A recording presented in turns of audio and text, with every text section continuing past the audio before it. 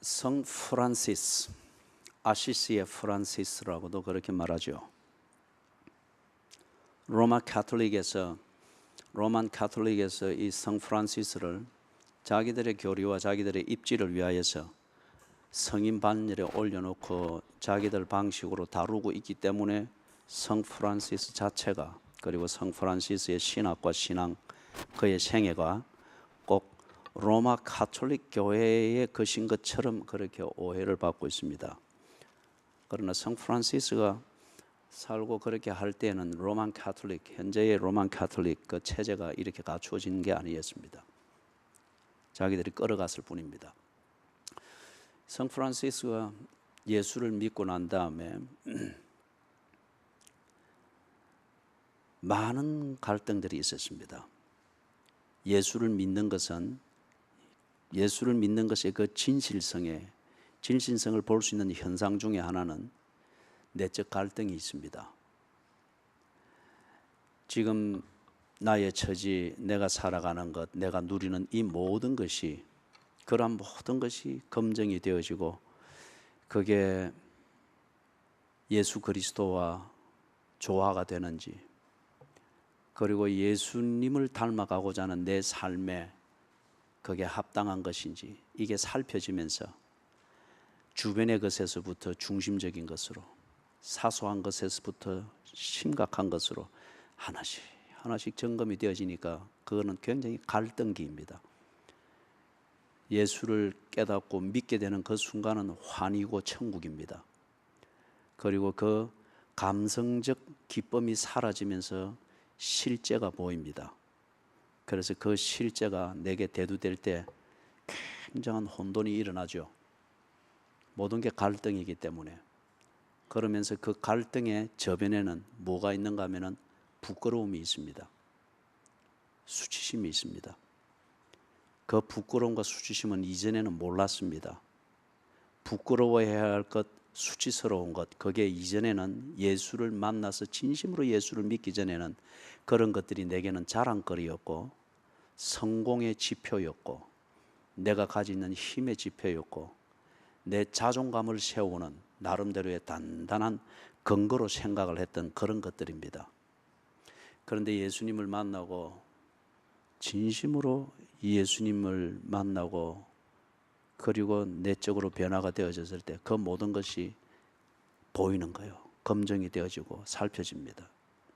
그래서 굉장히 부끄럽습니다. 수치스럽습니다. 어찌 이런 것에 근거해서 내가 그렇게 뭣도 모르고 살았단 말인가.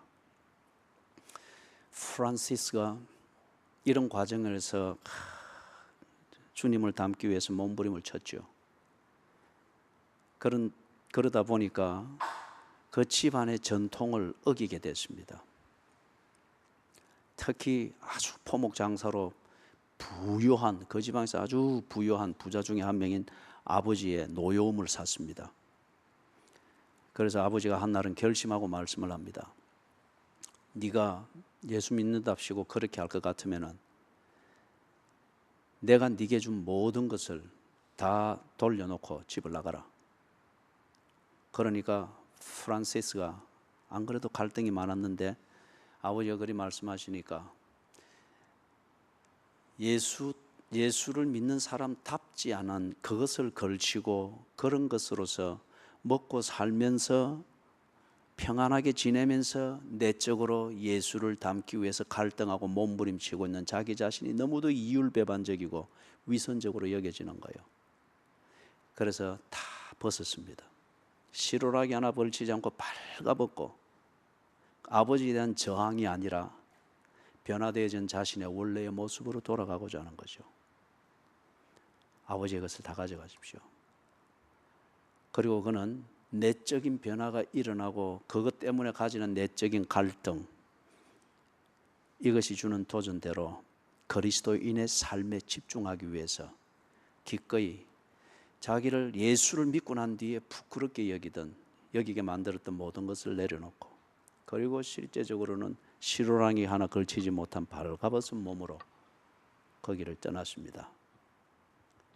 그리고 아주 고행스러운 삶을 삶이 시작이 됐죠. 그러나 프란시스는 더 이상 그 문제에 대해서는 부끄럽지 않았습니다. 수치스러운 삶을 살지 않았습니다. 오늘 읽은 본문을 일전에 한번 우리가 이 본문 강의 중심으로 한번 살폈을 겁니다. 이제 그것을 토대로 해서 우리가 특별 새벽 기도를 하고 있는 이 맥락에서 회개를 촉구하시는 이 특별 새벽 기도의 메시지의 맥락에서 한 번 더 좀 살피면서 실제적인 우리의 현실을 조명해 보기를 원합니다. 우리의 현실을 조명해 볼 때 정말 회개할 게 없는지, 참된 회개를 하지 않고도 이 나라가 살아남을 수 있을지, 정말 교회 안에 회개할 게 없는지, 교회가 회개할 것 없이 복만 구하고 부흥만 구할 그 권리가 있고 그런 근거가 있는지, 내 자신은 회개할 것 없이 내가 하는 모든 것이 교회에 도움이 되고 이 나라를 살리는 그런 도움을 끼치는 준비된 그리스도인인지, 이걸 좀 생각하고 살펴볼 수 있는 시간이 될 수 있기를 바랍니다. 17절에서 말하는 것처럼 이 땅의 기독교인들이 변절이 됐습니다. 변절했습니다. 기독교회가 변질이 되어버렸습니다. 어떤 힘에 의해서 무릎을 꿇고 변절을 했는가? 세속화의 힘입니다. 세속화는 기독교의 정체성을 희석시키는 겁니다. 어떤 형태로든지 이게 도덕적이냐, 합리적이냐, 이성적이냐, 공평하냐, 이거는 상관없습니다. 기독교의 정체성을 희석시킬 수 있다고 하면은 그것은 세속화의 적절한 방법이 되는 겁니다. 기독교의 정체성을 희석시키는 것과 함께 무엇을 노리는가? 기독교의 가치와 권위를 무너뜨리는 겁니다. 그러면서 기독교를 어떤 모양으로 만들기를 원하는가? 세상에 옷을 입힙니다. 그런 다음에 어떤 타입의 문화적인 것으로 만듭니다. 그리 되면은 기독교가 문화적인 것이 되었을 때에 기독교의 가치는 복음에 있는 것이 아닙니다. 그리고 복음에 근거한 그 독특한 도덕의 힘에 있는 것도 아닙니다. 문화적인 어떤 것이 되었을 때는 그 가치는 사람의 선택과 사용 여부에 달렸습니다. 많은 사람들이 선택해주고 많은 사람들이 어떤 좋은 피드백을 만들면서 사용을 해주는 횟수가 많으면은 그 문화적 종교는 가치가 있는 것으로 여겨집니다. 그러나 사람들이 선택해 주는 게 없고 사용을 지지부진하게 그렇게 해주는 것 같으면, 용도가 빈약한 것 같으면 그것은 별 가치가 없는 것이 됩니다. 그렇기 때문에 문화는 생겼다가 사라지고 필요하면 또 복구되기도 하고 또 다른 것으로 진화되기도 하지요. 기독교가 세속화의 이 권력 앞에 상당 부분 무릎을 꿇었습니다. 기독교의 본질은 절대 바뀌지 않습니다. 그러나 기독교라 이름하는 이것 중심으로 모인 교회들과 교인들이 상당 부분 변질이 됐습니다. 이 세속화에 무릎을 꿇었습니다. 그래서 많은 교인들의 어떤 뇌파를 우리가 아주 가시적으로 검증할 수 있는 어떤 물리학적 체계가 있다고 하면은 촥촥촥 찍어보면은 이 교인들이 내가 교회 생활하는 그 이유, 그리고 교회가 존재해야 될 이유, 그것에 대한 이해들이 확연하게 드러날 거예요. 문화적인 어떤 것으로 생각하는 것이 거의 대부분입니다. 다른 말로 하면은 내가 선택하기 나름이고, 교회 생활은 내 하기 나름이고, 내 필요와 형편에 따라 해서 유익할 수 있고 불이익을 만들 수도 있다라고 생각을 하고 있는 게 거의 대부분입니다. 그렇기 때문에 이 세속화에 굴복한 교인들과 지상의 많은 교회들이 교회를 이리 생각하고 신앙생활의 가치를 그렇게 생각하기 때문에 어떤 현상이 있는가? 교인들이나 교회가 예수 그리스도를 부정하지는 않습니다. 복음의 가치를 부정하지 않습니다. 기독교가 본질적으로 진화되어야 된다 이런 말도 하지 않습니다. 그러나 예수의 존재를 인정하고 복음의 존재를 인정하지만은 그게 유일한 길이다라고는 믿지 않습니다. 그렇게 인정하고 싶어 하지 않습니다. 그렇게 되면 그건 문화가 아니거든요. 오늘날 교회들과 교인들의 근본적인 문제가, 심각한 문제가 무엇이냐? 이 세속 사회가 그리하듯이 아무것도 안 믿겠다가 아니에요. 나는 어떤 것도 믿지 않겠다 이게 아니에요. 아무 것이나 믿으려고 하는 겁니다. 어떤 것도 믿지 않겠다가 아니라 아무 것이라도 내게 필요하게 보이면 나는 그것을 믿겠다는 겁니다. 그렇기 때문에 무신론을 믿는 겁니다. 무신론은 어떤 것도 믿지 않겠다는 것이 아니고 신이 없다고 생각한, 단정하고 있는 자기의 도구마를 믿는 자신의 종교입니다. 아무 것이나 믿으려고 하는, 내게 필요하게 보이고 유익하게 보이면 어떤 것이라도 믿을 수 있고 그게 종교라고 생각을 하는 이 세속의 그 사고방식과 삶의 처세술이 교회 안에 들어왔고, 이 허약한 교회 안에서 교인들이 그렇게 물들어 버렸습니다. 실용주의라는 좋은 이름으로, 또는 다원주의라는 그런 좋은 이름으로, 또는 포스트니즘 사회와 잘 어울려야 된다고 하는 어떤 사회를 생각하는 듯한 그런 위선으로 이것을 받아들였습니다. 우리 스스로를 잘 살펴보면 이거는 그대로 답이 나올 겁니다. 아무 것이나 믿으려고 합니다. 그게 내게 유익하게 보인다면 말이에요. 그걸 진단해 보면 이렇습니다. 오늘날 이 한국 교회의 실상, 또는 그 교회 안에서 주체가 되어 있는, 물리학적 차원에서는 주체가 되고 있는 이 교인들의 생태가 그렇습니다. 자기 방식대로 믿으려고 합니다. 이거는 애초에 믿음이 아닙니다. 자기 방식대로 믿으려고 합니다. 그리고 도덕은 자기가 하고 싶은 대로 사는 것이 도덕이라 생각을 합니다. 원하는 것을 소유하고자 하는 것, 이게 자기가 신앙생활하는 목적이라 생각을 합니다. 그렇게 믿고 있습니다. 원하는 것을 소유하고, 그리고 누구에게도 간섭받지 않는다.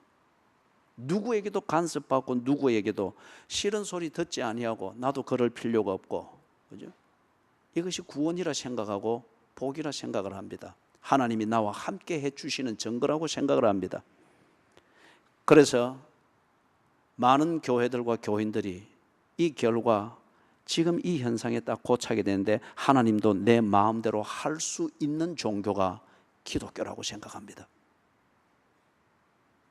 사랑이라는 물타기로서 하나님은 사랑이시니까 그걸 들이밀면서 하나님의 눈을 가리고 하나님을 내 마음대로 움직이려고 합니다. 이게 지금으로부터 약 2800년 전에 이스라엘의 그 상황에서 있었던 우상을 숭배하듯 여호와를 섬기던 바로 그 똑같은 현상이 오늘 우리 시대에 있는 겁니다.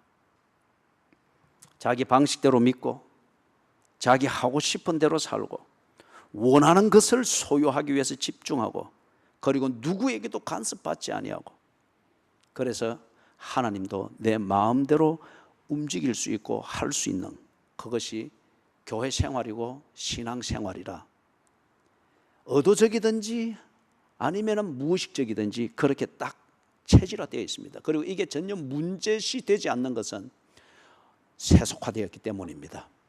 교회 밖이나 교회 안이 동질감이 있으니까 불편함이나 이질감을 느끼면서 가지는 가책이나 이런 게 전혀 있을 필요가 없는 거죠.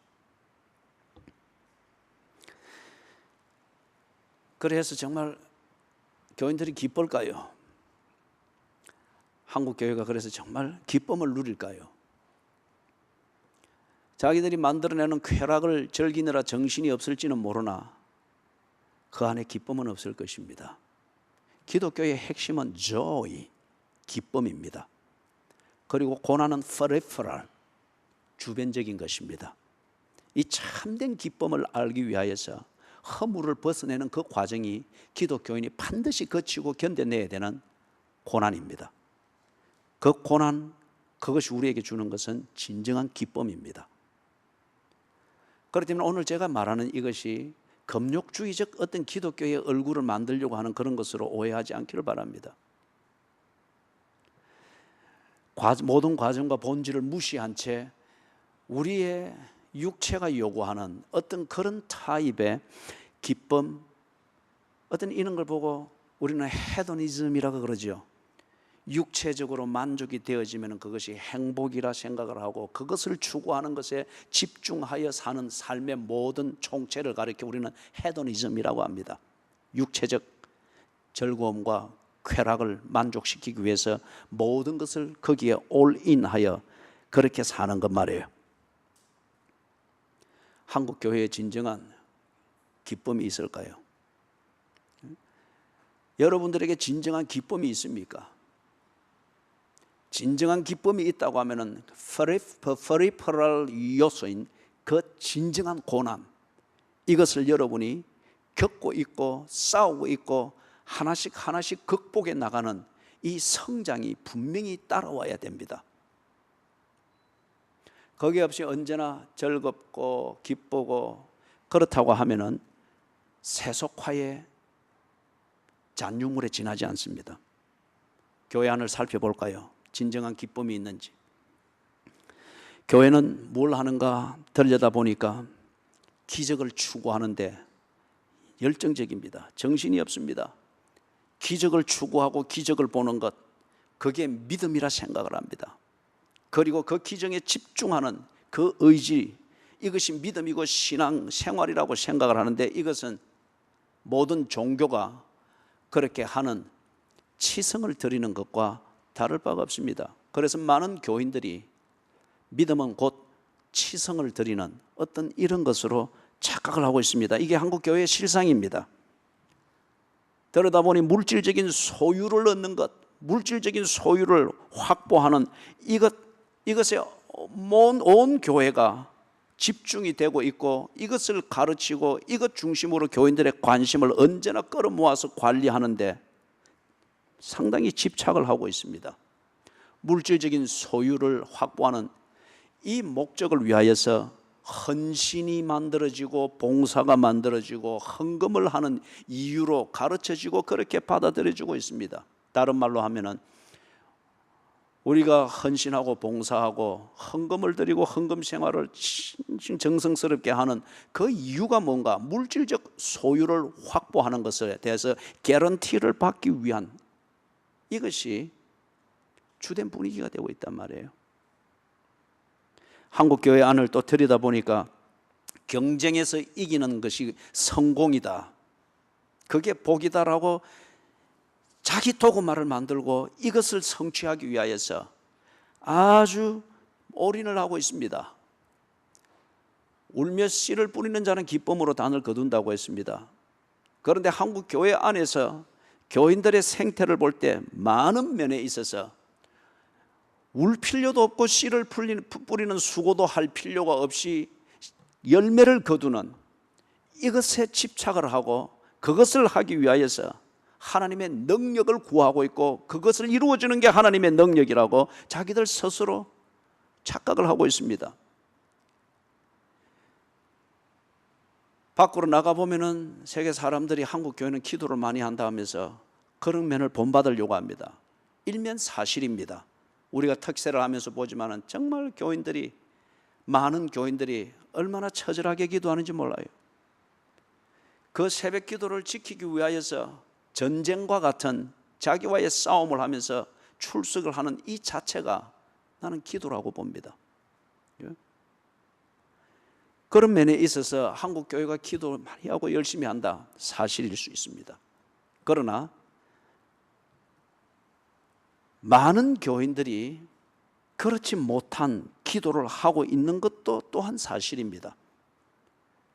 그럼에도 불구하고 열심히 그런 종류의 기도를 열심히 하는 이유는 뭐죠? 경쟁에서 이기는 성공, 이걸 얻기 위해서입니다. 수고하지 아니하고도 잭팟을 터뜨리듯이 하나님의 능력으로 뭐도 되고 뭐도 되고 뭐도 되고 하는 어떤 이런 것을 기다리면서 기도라고 하는 이것을 팔고 있습니다. 교회가 그렇게 가르칩니다. 교인들은 그것을 좋아합니다. 그것이 뭔가 장밋빛 어떤 희망처럼 내게 다 느껴질 때는 특세 3주가 아니라 금식 40일도 합니다. 경쟁에서 이기는 성공, 이게 하나님의 능력이고 기도해야 될 이유다, 그렇게 믿으면서 그렇게 집중을 하는데, 그런데 경쟁에서 이김이 있다고 하는 것은 진정한 승리를 만들어내고 있다고 하면 이 땅에 빛과 소금이 가득해야 되지 않습니까? 이 땅에 빛과 소금이 없습니다. 그래서 그렇게 열심히 하고 경쟁에서 이기기 위해서 하나님의 능력을 구하고 기도하던 그 사람들이 주일날 자격시험 치고, 주일날 뭐 성진시험 치고, 주일날 무슨 학교로 가야 되고 무슨 일이 있고 스터디 그룹이 있고 이러하면은 주일날 그런 모임에 20%의 기독교 인구가 그 시장을 다 메워준단 말이에요. 이게 하나의 증거지 않습니까? 경쟁 사회에서 꼭 그들의 세속화된 기준에서의 성진과 성공과 출세를 위하여서 하나님께 기도했고, 시험 치는 날은 자식은 시험장으로 보내고 나는 후방에서 기도해 줄게. 이게 오늘 교회지 않습니까?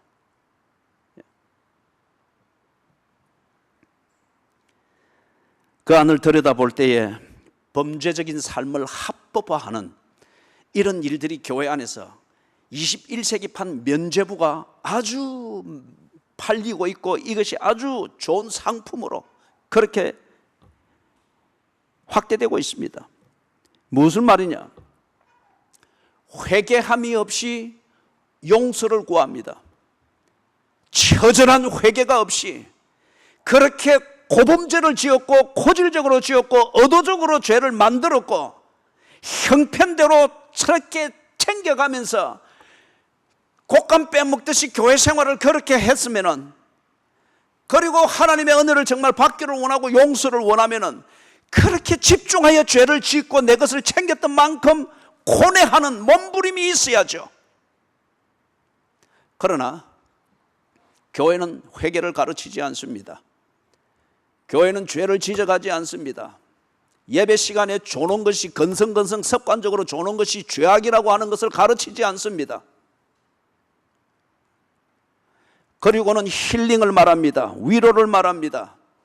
회개 없는 용서를 말합니다. 도둑놈도 와도 아무 가책 없이 복 받는다라고 하는 자기 착각을 가지고 나가게 만듭니다. 사기꾼이 왔습니다. 하나님이 주신 은혜로 지혜가 뛰어났다라고 하는 이 합리화된 이 얘기를 듣고 나갑니다. 어젯밤에 집에서 자녀를 성폭행한 짐승 같은 아버지가 왔습니다. 지 양심의 가책이 되어서 그것을 이겨보고 견뎌보기 위해서 예배라고 하는 것을 뒤에 뿔쭈미 앉아서 있었는데, 그것도 하나님이 용서한다고 합니다. 그러나 회개를 말하지 않습니다.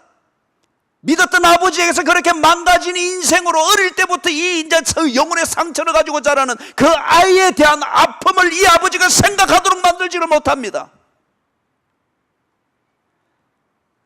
불법적이고 짐승적인 삶을 합법화시켜주는데 급급하고 그것에 필요한 달콤한 이론들을 만들고 하나님의 이름을 팔아 면죄부를 그렇게 무상으로 제공을 하면서 어떻게든지 사람을 끌어모으려고 하는 이 저작거리와 같은 일들이 교회 안에서 횡행하고 있습니다.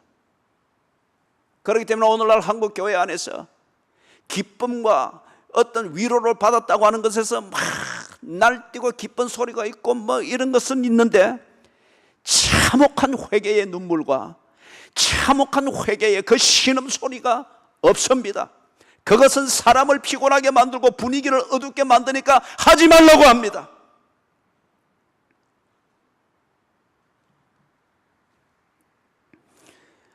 그거는 진정한 힐링에서 나오는 그런 소리가 아니죠. 진정한 위로, 거기서 나오는 기쁨의 찬양이 아니죠. 그런 교제가 아니죠. 쾌락에 취한 주정뱅이의 주절거림입니다.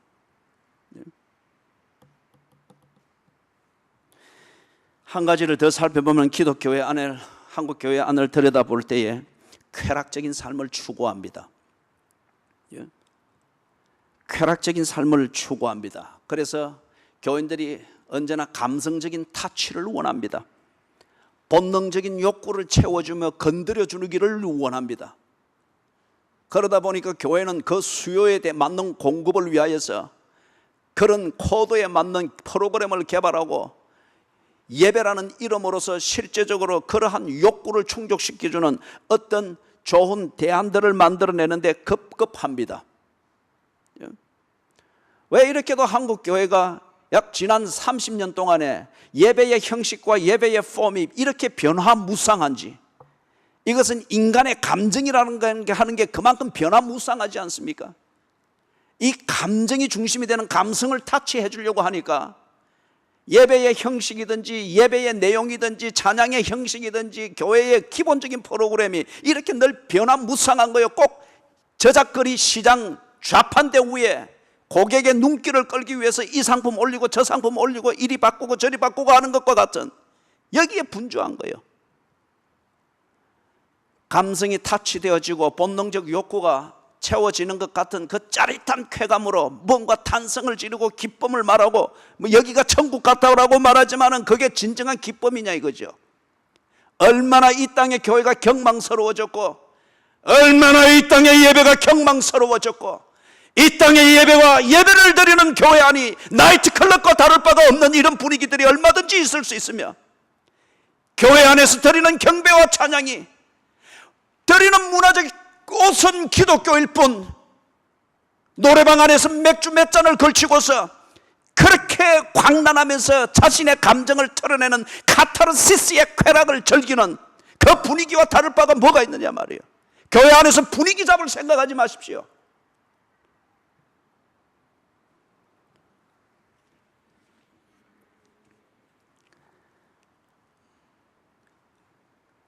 교회 안을 헤집어 보니 우리가 이런 한 5가지를 찾아볼 수 있었습니다.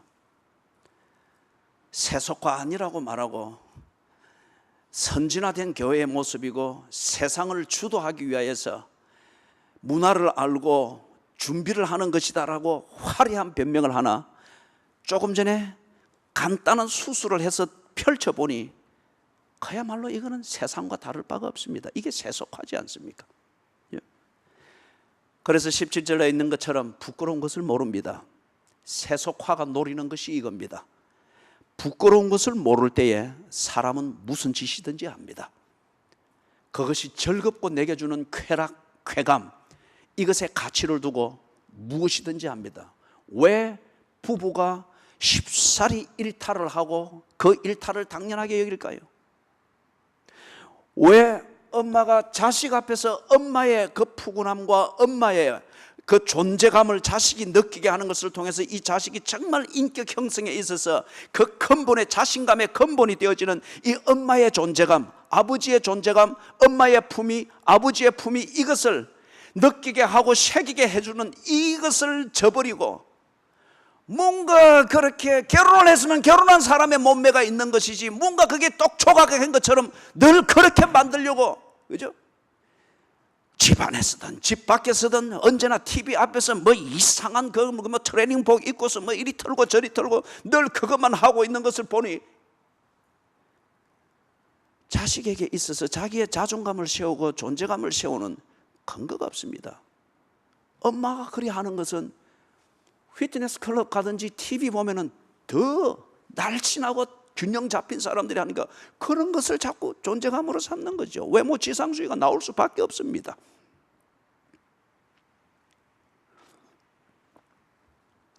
부끄러운 것을 모른다고 합니다. 하나님께서 이 한국의 교회를 MRI에 넣을 필요도 없이 엑스레이 대 앞에 세워가지고, 그래? 너희들이 세속화되지 아니었고 너희들이 하는 것은 정말 하나님을 열정적으로 세계 모든 국가보다 앞서서 하나님을 섬기는 어떤 그러한 내용이다, 그리 말을 하는데, 그래, 엑스레이를 한번 찍어보자. 하나님께서 딱 검증을 합니다. 부끄러운 게 너무 많이 나옵니다. 엑스레이를 찍을 때에 그 차원에서 드러나는 것들이 있고 그것은 숨길 수가 없잖아요. 대형 교회들의 관심사가 뭡니까? 참 부끄럽기 짝이 없습니다. 세습 논란에 한국의 열 손가락에 꼽는 교회들마다 그 중에 많은 교회들이 세습 논란에 휩싸였고, 대표적인 교회 중에 하나는 목사의 자격과 학력 위조 때문에 대법원의 판결을 받았고, 한국의 대표적인 교회이자 대표적인 목사님은 교회 재산 횡령과 어떤 그러한 문제들, 재산과 관련되어진 불법의 문제들로 인하여서 매스컴을 타고 법원을 오르락 내리락 하고, 여기에 매도함이 있을 수가 있습니다. 그러나 아니 땐 굴뚝에서 연기가 나겠냐. 대형 교회들의 관심사입니다. 소형 교회들의 관심사, 포털 사이트에서 실린 그 찌라시 비슷한 그 뉴스를 보니까 그것도 근거가 있으니까 그렇겠죠. 아버지가 목사입니다. 부인과 이혼을 했습니다. 딸이 연예인입니다. 메인스트림의 연예인 주류에 들어가는 사람은 아닌 것 같아요. 이 아버지가 자기 교인들에게 연예 사업, 이것을 해서 어떻게 한다, 교회 부흥이든 교회 사역의 일환으로서 그런 것을 말을 할 수가 있겠죠. 이거 하면은 분명히 대박되고 그리 하니까, 그러면서 연예인으로 하고 있는 자기 딸을 교인들 만나고 또는 이 투자자들 설명회 하는데 연예인인 딸을 옆에 오게 해서 참석시켜서 더더욱 믿도록 만듭니다. 결과적으로는 수십억을 횡령한 것이 되었습니다. 어머니와 이혼한 아버지를 보아서 원한으로서 미워하다가 또는 때로는 아버지니까 또 생각을 하다가 아버지니까 한번 교제를 하고 이래 해보려고 하는 찰나에 아버지의 부탁을 받고 가졌는데 그 지경이 나니까 딸은 매스컴에 공개적으로 그렇게 해놨더라고요. 그 아버지를 다시는 보지 않는다.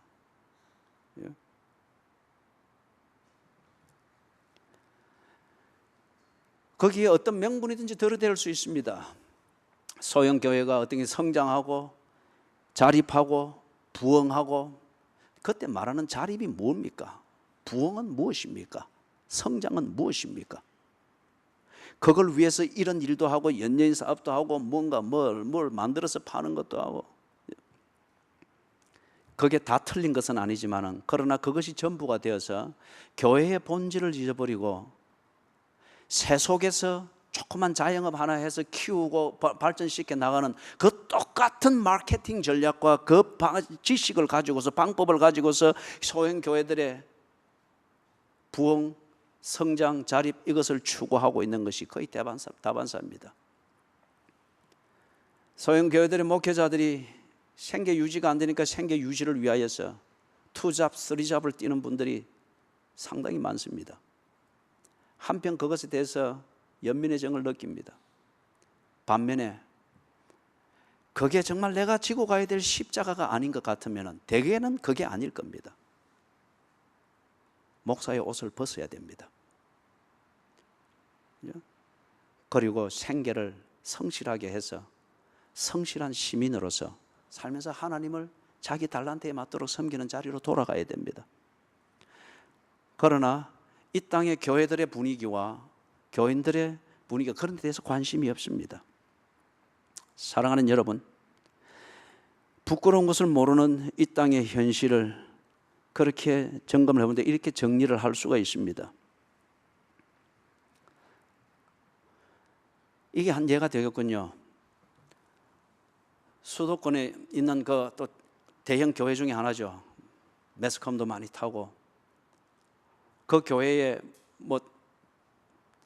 왕년에 뛰어났던 그런 연예인들이 제법 있는 모양입니다. 그 중에 남진 씨라고 알죠.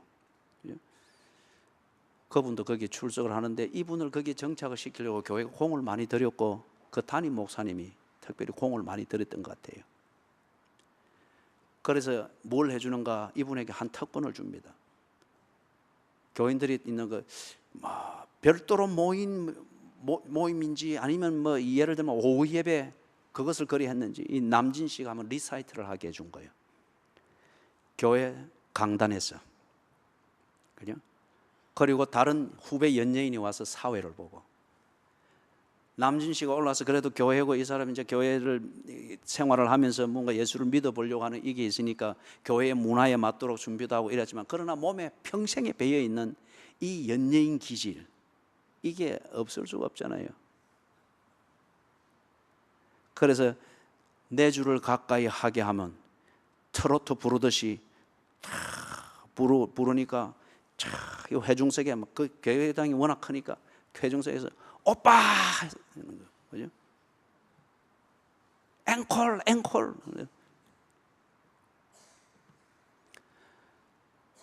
그럴 수 있겠죠. 그죠? 그러나 어떤 상황에서 어떤 목적을 위하여서 했는데 그런 종류의 문화가 통하는가? 그럴 때는 그건 다른 얘기가 됩니다. 사랑하는 여러분, 한국 교회의 실상을 보여주는 한 단면적인 예입니다. 그게 많은 사람들을 융화시킬 수 있고 교회를 부흥시킬 수 있고, 거기에 더해가지고 어떤 사람이 오든지 복음을 듣고 회개할 줄 어떻게 아느냐. 말은 맞는 말이죠. 그러나 그 말을 악하게 이용해 먹어서는 안 됩니다. 이게 기독교의 옷을 입혀가지고 하는 세속화를 즐기고 있는 거잖아요. 오빠! 그리고 그 목사님이 뭐 TV에 나오고 이럴 때는 뭐 근엄하게 보이던데, 앞에 올라가서 이 남진 씨 소개하고 뭔가 인터뷰 자기가 한답시고 하는데 조그만한 거요. 남진은 일이 큰데다가 후덥하잖아요. 그러니 남진 씨도 이렇게 보고, 남진 씨가 그래서 나이를 물으면, 목사님 실례지만 나이가 어떻게 되십니까? 이 연예인 하던 가닥이 있으니까 앞에 서면 그거는 거 오죽하겠어요. 나이가 어떻게 되십니까? 남진 씨보다 한 6살인가 적어요. 그러니까 남진 씨가 뭐 깨가듯 재수초하면서 강단에서 설교하실 때는 아주 이렇게 보였는데 연세가 그렇게밖에 안 되구만요. 그러면서 거시기 하네요. 남진 씨가 이제 목포 사람이잖아요, 그죠? 구수한 전라도 사투리로 기도 요만하고 이래 거시기 하네요. 이러니까 이 목사님도 황당하고 당황된지 그 조그만 체구에 이래 어쩔 줄을 모르는 거예요. 그 모습이 TV에 나오는데 얼마나 초라하게 보이는지. 예? 물고기가 지물에서 놀 때에 물고기답지, 물고기가 자판대에 올려놓으면은 이거 아무것도 아니다 말이에요. 어디 목사가 한때 대스타였던 연예인과 같이 그 맥락에서 겨루어서 지를 빛내려고 하다 보니 한 방에 가버린 거요. 거시기 하네요. 어쩔 줄을 모르는 거예요. 키도 조그만한 게 쪼말쪼말하게, 그죠? 이게 한국 교회의 실상입니다. 만남을 불렀던 그 유명한 한 여가수가 있죠.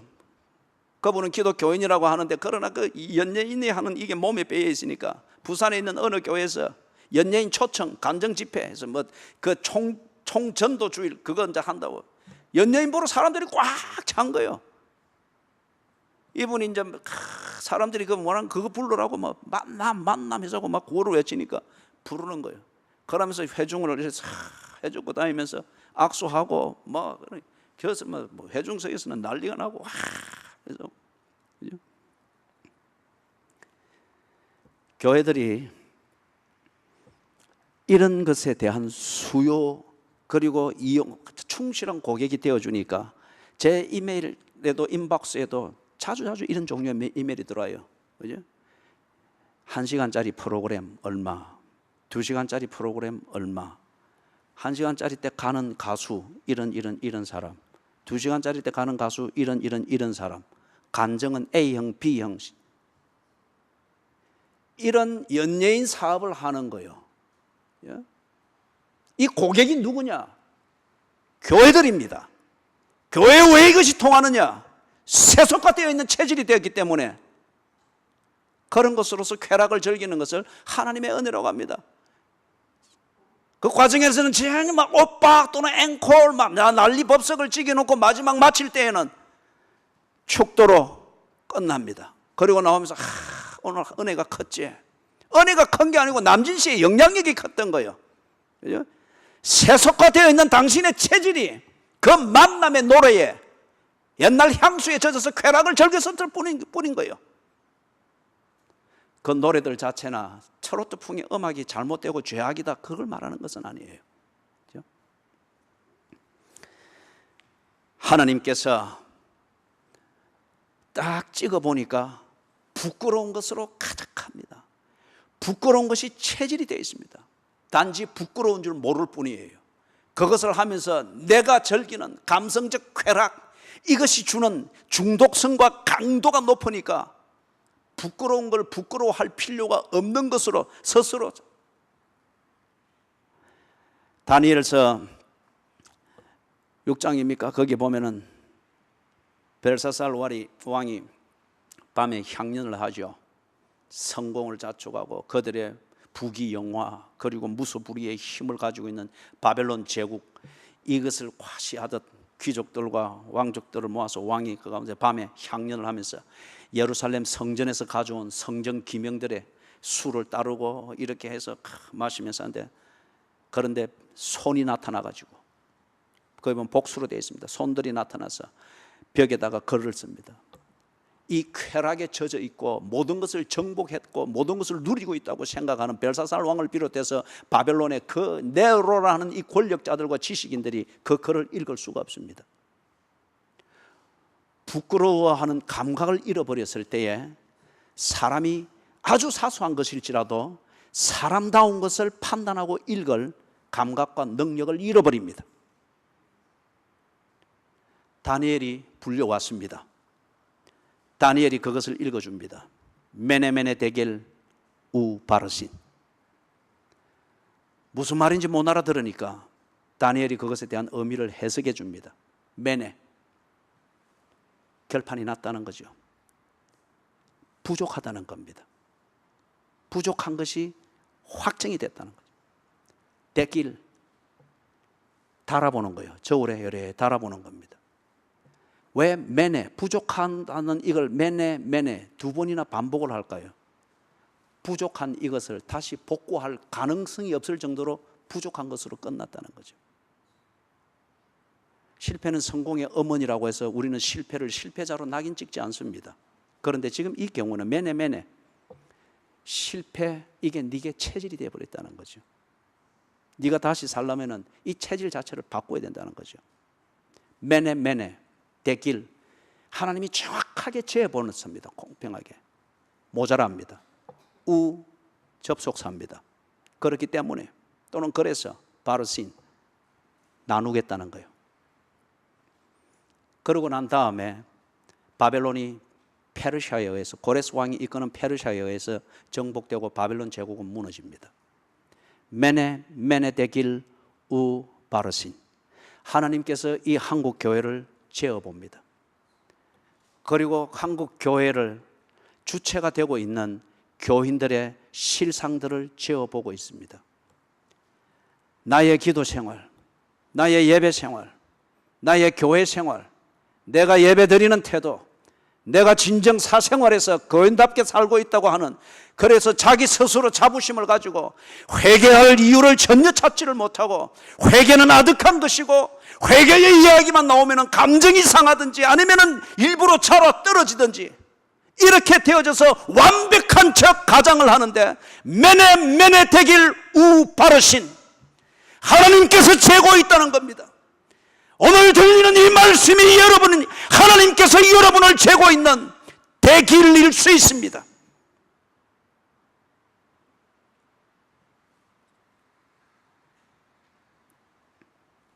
오늘 여러분들이 나눔 그룹 시간에 다루게 될 한 본문일 수도 있습니다. 아모스 4장 6절에서부터 11절을 보면 우리가 지난 특세 때에 보았죠. 거기에 하나님의 경고와 징벌이 나옵니다. 그거는 사인입니다. 하나님이 재볼 때에 네 가정이 너무 모자란다. 하나님이 재보니 이 교회가 이런 부분이 너무 모자란다.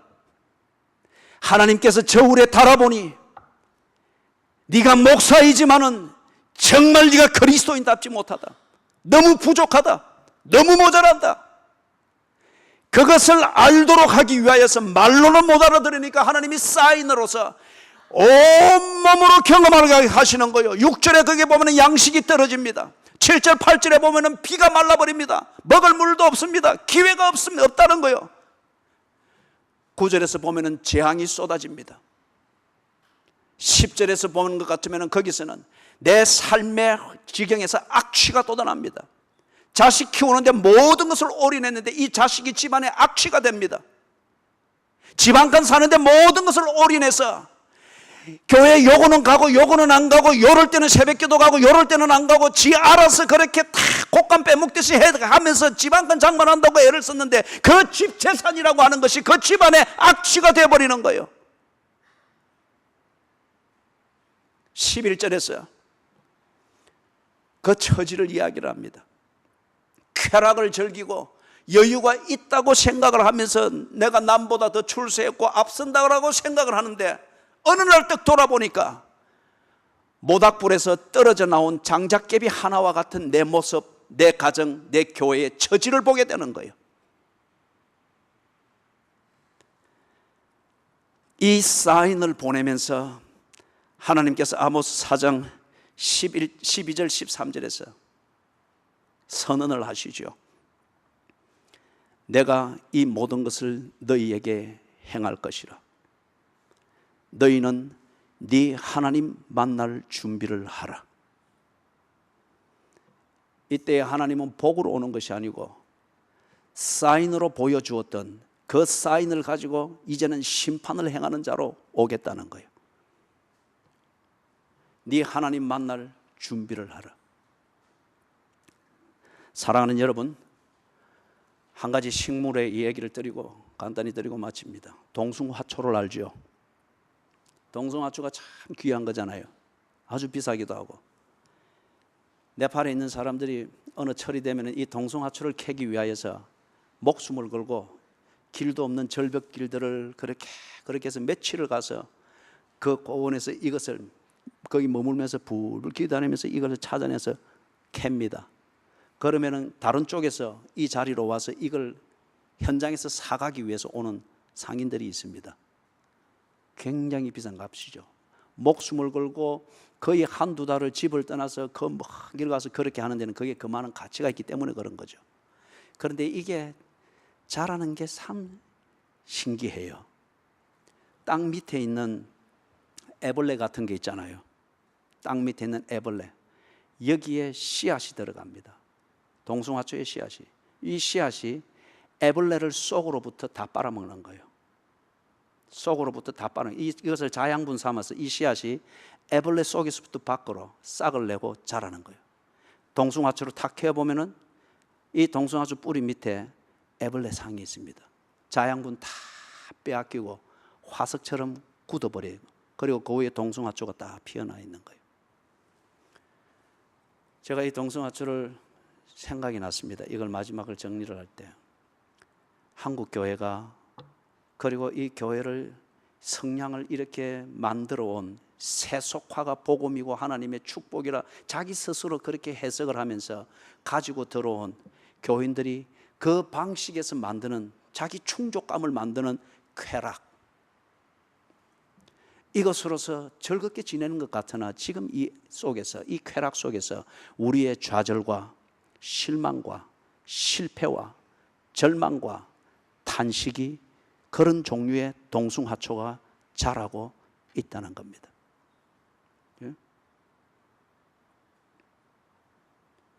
왜 그리스도인들의 가정에 양식 떨어지는 일들이 많을까요?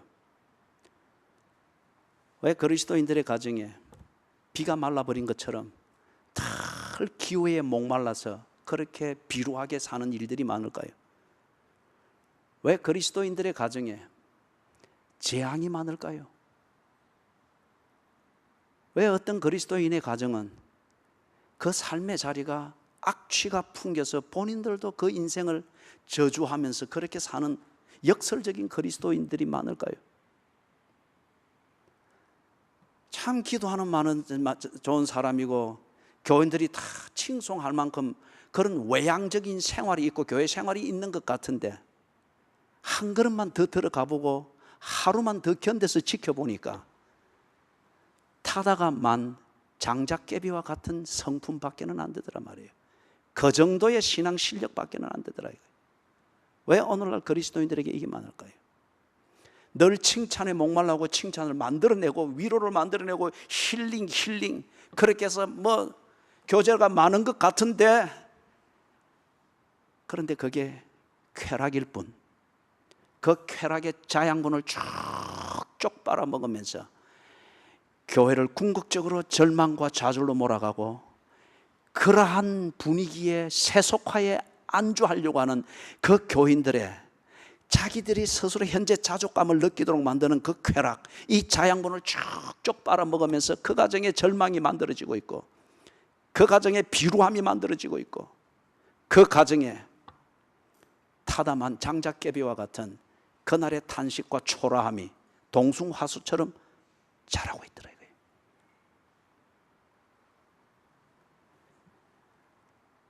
하나님이 우리에게 주시고자 하는 것은 기쁨입니다.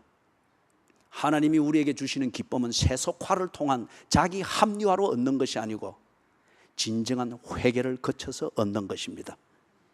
모든 주변적인 것들, 그것이 비기독교적이고 하나님과 모순되어지고 그리스도인된 내 성품과 가치관과 모순되어지는 것은 작은 것에서부터 큰 것까지, 주변적인 것에서부터 중심적인 것까지 하나하나 끊어내면서 자기와의 싸움을 하는 이 십자가 짐 같은 고난을 통하여서 부활의 영광을 보는 것과 같은 진정한 기쁨, 이것을 얻게 되는 거예요.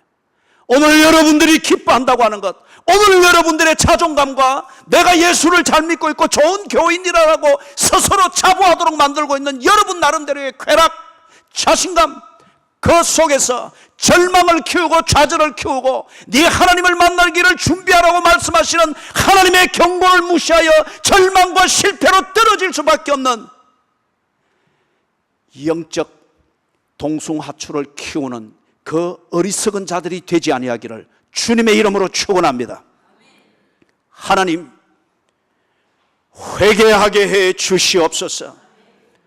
졸다가 하나님 만나는 준비를 하지 못한 채 탄식하는 사가 되지 않도록 해 주시옵소서. 하나님이 보여주시는 증거들을 세속화에 이 자만감과 목이 고dom으로 더 이상 변명하고 둘러대려고 하지 않게 해주시고, 주께서 보여주시는 그 표적과 사인들을 헤아려 볼 수 있는 지혜가 있게 하시고 하나님을 만날 준비를 하게 해 주시옵소서. 하나님, 절망을 꽃피우는데 그런 역할밖에는 되지 않는 그런 종류의 쾌락에 속지 않도록 해 주시옵소서. 예수 그리스도의 이름으로 간절히 기도드리옵나이다. 아멘. 자리에 다 일어나